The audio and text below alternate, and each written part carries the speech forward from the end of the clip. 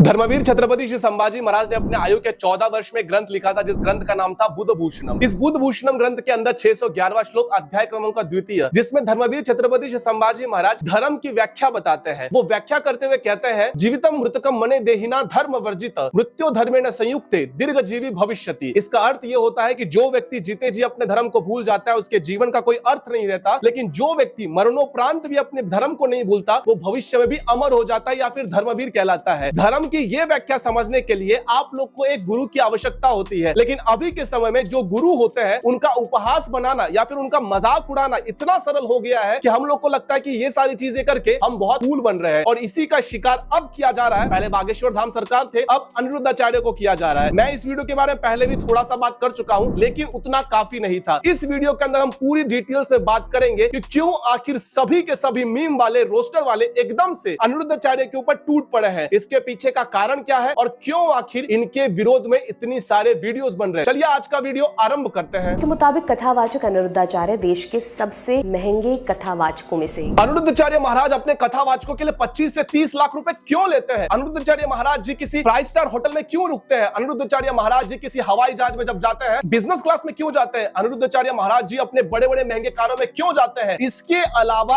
आपके पास अनिरुद्धाचार्य जी के ऊपर लगाने वाले आरोप की सूची में संख्या गिनने के लिए जाऊं तो कुछ भी नहीं मिलेगा। हिंदी में एक शब्द है पूर्वाग्रहित दृष्टिकोण, जिसे इंग्लिश में कहा जाता है परसेप्शन। किसी व्यक्ति के बारे में आपके मन में एक बार जो धारणा डाल दी जाती है, उस व्यक्ति के कितने भी अच्छे कर्म हो, आप उस सारे अच्छाई कर्मों को बाजू में हटाकर केवल और केवल उस व्यक्ति के किसी छोटी छोटी बातों को पकड़कर केवल उसे एलिगेशन के स्वरूप में लगाओगे, और इसमें आग में घी डालने का काम कौन करता है? Media news channel. अब तो मीडिया न्यूज चैनल जो आपके टीवी पर आते हैं उसे देखता ही कौन है? बहुत कम लोग देखते होंगे, लेकिन सोशल मीडिया पे भी ऐसे लोग हैं जिसे कहते हैं द दल्लन टॉप। अब द दल्लन टॉप कौन है ये तो आप लोग हमारे यूट्यूब चैनल पर पहले से ही देख चुके हैं, लेकिन फिर भी आप लोग को नहीं पता है तो द दल्लन टॉप वो है जिसने कभी नुपुर शर्मा को अपने चैनल के ऊपर इनवाइट नहीं किया, लेकिन ये फॉल्स एलिगेशन अवश्य लगाया कि हमने नुपुर शर्मा को कॉल किया था और वो नुपुर शर्मा हमारे चैनल पर आई नहीं। और यहाँ पर मेरी नुपुर शर्मा से मुलाकात हुई। नुपुर शर्मा चूंकि उस समय लगातार ऑनलाइन ट्रायल चल रहा था उनके खिलाफ, सोशल मीडिया का और धमकियां मिलनी शुरू हो गई थी, इसलिए उन्होंने उस समय बातचीत करने से मना कर दिया। हमने उनसे पूछा कि इस मुद्दे पर आप अपना पक्ष रखना चाहेंगे? उन्होंने कहा कि नहीं, अभी मैं डील कर रही हूँ इन सबसे। लेकिन ये सरासर झूठ था। द दल्लन टॉप वही है जिसने डॉक्टर मनमोहन सिंह के न्यूज को आधा अधूरा दिखाकर ये कहा हमने फैक्ट चेक किया है। पूर्व प्रधानमंत्री मनमोहन सिंह ने क्या कभी कहा था कि देश के संसाधनों पर एक ही समुदाय का हक है? हमने तथ्य जांचे तो ये दावा गलत लगा। द दल्लन टॉप वही है जिसने विकास दिव्य कीर्ति को तुरंत अपने चैनल पर बुलवाया, एक दिन के अंदर फैक्ट चेक करते हुए विकास दिव्य कीर्ति को क्लीन चिट दे दिया। अब विकास दिव्य कीर्ति हो या फिर डॉक्टर मनमोहन सिंह का विषय हो, अपनी तत्परता कांग्रेस के लिए बड़े तेजी के साथ दिखाते हैं, लेकिन जब हिंदू हित की बात आती है, हिंदू आस्था की बात आती है, तब कथावाचकों के छोटे छोटे बयानों को भारत का सबसे विवादित बयान बताकर प्रवेश किया जाता है। इसमें सबसे बड़ा विवादित बयान कौन सा है पता है? विवादित बयान यह है कि अनिरुद्धाचार्य महाराज ने बिस्कुट को विष की किट कह दी। विवादों के बाबा अनिरुद्धाचार्य फिलहाल बिस्कुट पर दिए अपने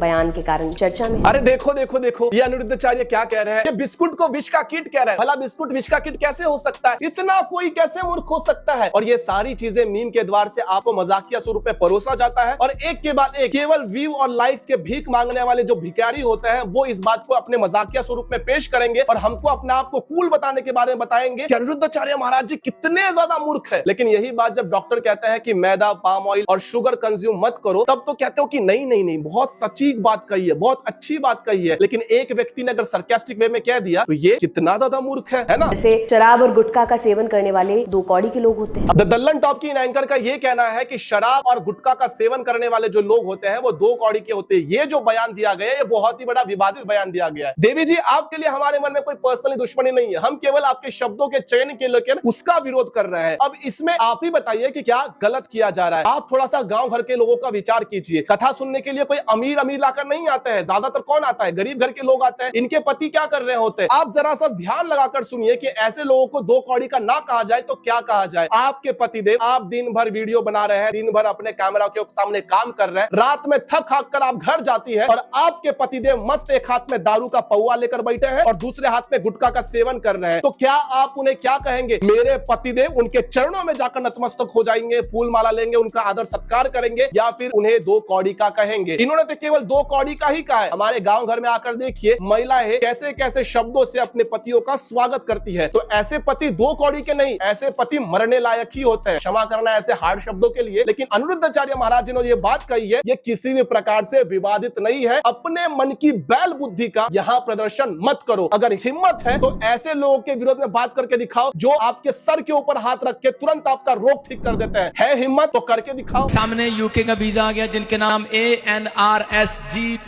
से है। तैयारी करो, आपके भी अमेरिका के वीजे आ रहे हैं। जिस व्यक्ति के नाम के आगे CHUTIYA है वो जल्दी अपना कन्वर्जन करने वाले हैं, क्योंकि मेरा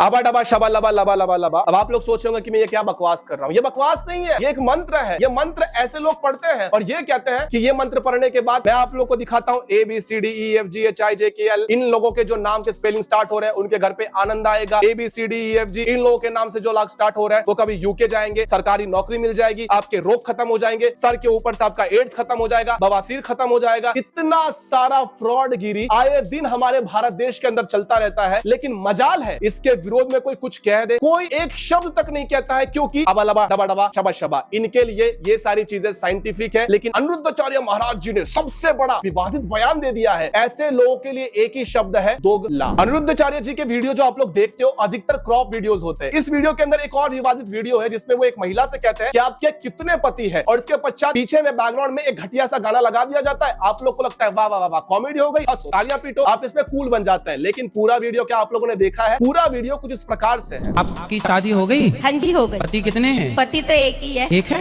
हाँ। एक ही है? हाँ जी हाँ जी। फिर ठीक है। तो जब पति एक है तो दूसरा हो सकता है? फिलहाल तो नहीं। भविष्य में? भविष्य में भी नहीं। हाँ, तो जैसे फिलहाल में भी नहीं और भविष्य में भी नहीं, पति दूसरा नहीं हो सकता, ऐसी भगवान दूसरे ना फिलहाल में हो सकते हैं ना भविष्य में हो सकते हैं। भगवान तो एक थे, एक है, एक ही रहेंगे। एक महिला से बात करते वक्त उन्हें शब्दों में यह बताने का प्रयास किया, उनके मुख से ही यह शब्द निकलवाए कि जिस प्रकार से आपके पति परमेश्वर एक होते हैं, दूजा नहीं हो सकता, तीजा नहीं हो सकता, क्योंकि कुछ लोगों में होता है एक के बाद दूसरी हो जाती है, दूसरे के बाद तीसरी हो जाती है, तीसरे के बाद चौथी हो जाती है। जो लोग इस बात को और इस व्याख्या को नहीं समझते हैं वो अधिकतर मजाक उड़ाने आते हैं। लेकिन हमारे हिंदू देवी देवताओं के ग्रंथों के अनुसार हमें पति परमेश्वर केवल एक है। तो जैसे आपके पति एक है, ठीक उसी प्रकार से ईश्वर भी एक है। लेकिन हम लोगों को आदत पड़ गई है हर चीज में कॉमेडी ढूंढने की, हर चीज का उपहास उड़ाने की। और आप लोग को अगर नहीं पता है तो ठीक से बता दूं कि अनिरुद्धाचार्य महाराज जी का अब इसलिए इतना ज्यादा विरोध हो रहा है क्योंकि इलेक्शन के दरमियान ने इन्होंने खुलकर नरेंद्र मोदी जी का समर्थन दिया था। अभी चुनाव चल रहा है, आप सब वोट डाल रहे हैं कि नहीं? वोट डालिएगा।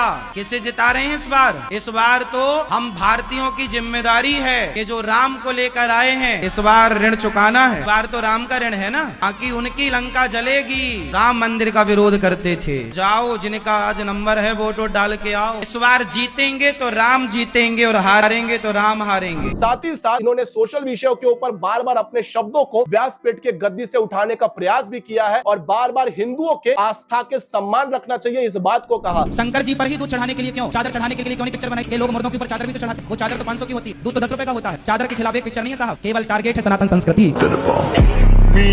बागेश्वर धाम सरकार हो, अनिरुद्धाचार्य जी महाराज हो, ऐसे विषय को लेकर जब भी ये कुछ बात कहते हैं तो जानबूझकर इनका विरोध किया जाता है। लेकिन मुरारी बापू जैसे लोग जो अली मौला अली मौला अली मूला गीत गाते रहते हैं, चित्रलेखा जी को आपको सुनते ही होंगे। वे चित्रलेखा जी जब व्यासपीठ की गद्दी पर बैठी हुई थी तब उन्होंने कहा था कि थोड़े देर के लिए हम अपने भागवत कथा को रोक देते हैं, अजान चल रहा है, क्या बिगड़ जाएगा। इस विषय को लेकर जब मैंने आज से 6 साल पर वीडियो बनाया था तब मेरे चैनल के ऊपर स्ट्राइक मार के मेरा पहला चैनल इन्होंने ही डिलीट करवाया था। तो आप लोग किनका विरोध कर रहे हो, क्यों कर रहे हो, इसके पीछे का कारण भी स्पष्ट होना चाहिए और समझना चाहिए कि किसका विरोध हम क्यों कर रहे हैं। मीम जो बन रहे हैं सब कुछ उचित है, लेकिन जब आप उनका पूरी तरह से विरोध करने लग जाते हो तब हमें गुस्सा आता है। और गोपाल दास आश्रम अनिरुद्धाचार्य जी महाराज चलाते हैं और प्रतिदिन 30,000 से अधिक लोग वहां पर रोज खाना खाते हैं। और ये खाना आपके पाम ऑयल से नहीं बनता है, शुगर से नहीं बनता है, मैदा से नहीं बनता है, शुद्ध एवं सात्विक खाना वो दिन प्रतिदिन परोसते हैं। 30,000 लोग उनके आश्रम में आकर खाना खाते हैं। आपके घर में प्रतिदिन अगर 30 व्यक्ति भी खाना खाने लग जाए ना, अनजान लोग, तो आपके पेट में कीड़ा उमटने लग जाएगा। और आप लोग कहते हो कि ये बड़े बड़े होटल में क्यों रहता है, बड़े बड़े हवाई जहाज में क्यों घूमते हैं, बड़े बड़े कारों में क्यों घूमते हैं? आपके बाप का लेकर घूमते हैं। वो अपने मेहनत से कमाई करते हैं और 33 वर्ष की आयु में गौ सेवा करते हैं। अपने जीवन में जो भी उन्होंने लक्ष्य प्राप्ति की है उन सभी से वो दान धर्म करते हैं। तो उनसे ज्यादा चिढ़ने की आवश्यकता नहीं है। खुद अपना अस्तित्व बना और कुछ करने की अगर क्षमता ना हो तो मजाक बनाने की कोई आवश्यकता नहीं है, क्योंकि ऐसे व्यक्तियों के पीछे में कई माताओं का आशीर्वाद है जिन्होंने इनको अपना घर दिया हुआ है। तो आप लोगों से अनुरोध है, कृपया करके जो भी कोई कोई ऐसा कूल बनने का कोशिश कर रहा है और अपने ही साधु संतों का अपमान कर रहा है, एलिगेशंस अगर कोई इनके ऊपर लगते हैं तो वो बात अलग होती है। लेकिन ऐसे छुटक मुटक बातों को लेकर आप लोग को लगता है कि आप लोग कूल बन रहे हो, आप लोग मूर्ख बन रहे हो। तो इस वीडियो को जितना हो सके उतना अधिक शेयर करिए और जितना हो सके उतना ज्यादा अपने लोगों का विरोध करना बंद कीजिए, क्योंकि पहले से ही हमारे विरोध में बहुत लोग खड़े हैं। आप और हम दुश्मनी करने नहीं, एक साथ एक विषय पर डटकर खड़े होने के लिए बैठे हैं। अगले वीडियो के अंदर मिलते हैं सनातन, तब तक के लिए जय सनातन।